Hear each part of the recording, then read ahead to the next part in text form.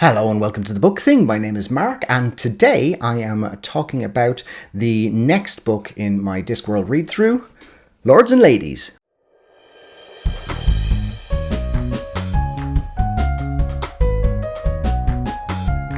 So Lords and Ladies, like I said, is the fourth book about the witches of Lancre, and it picks up directly from where Witches Abroad left off.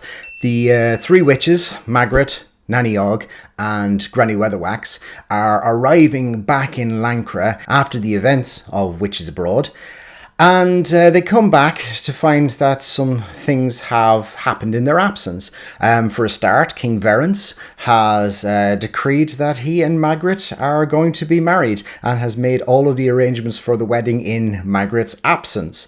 We also find out that some of the girls of the village have formed their own coven of witches and have been going up to what are called the Dancers, which is a stone circle, which, slight spoiler for midway through the book, actually transpires is a gateway into the realm of the elves. And this is the first time that we see elves in the Discworld.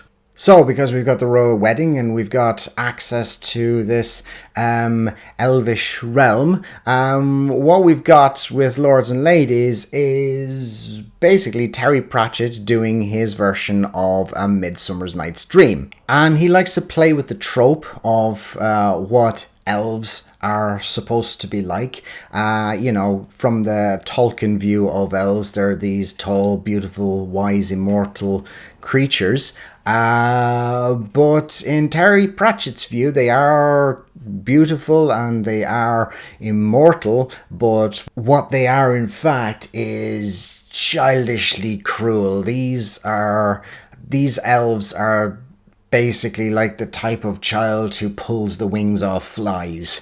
Also, because of the royal wedding, we get some people from outside of Lancre coming in, including a delegation from the Unseen University, which includes the Arch-Chancellor, the Bursar, and the Librarian.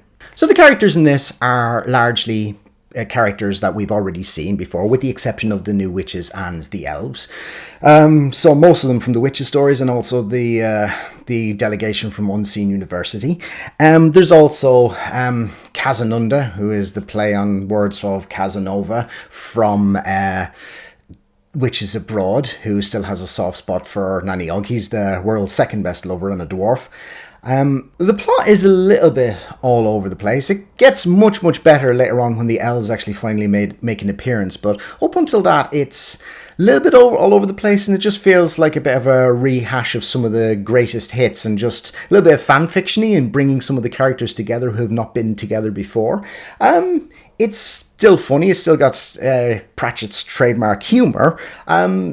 But, it's not one of the better witches stories, and it's not one of the better Discworld stories. I would say it's a 3.5-star book. It is, along the lines of Eric and Reaper Man and Pyramids in quality. Yeah, that seems about right to me. Worth reading, but, not one of the outstanding entries from the Discworld.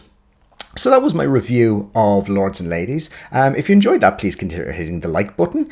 If you would like to see my next review, which is a book I really like, which is Men-at-Arms, please consider hitting the subscribe button.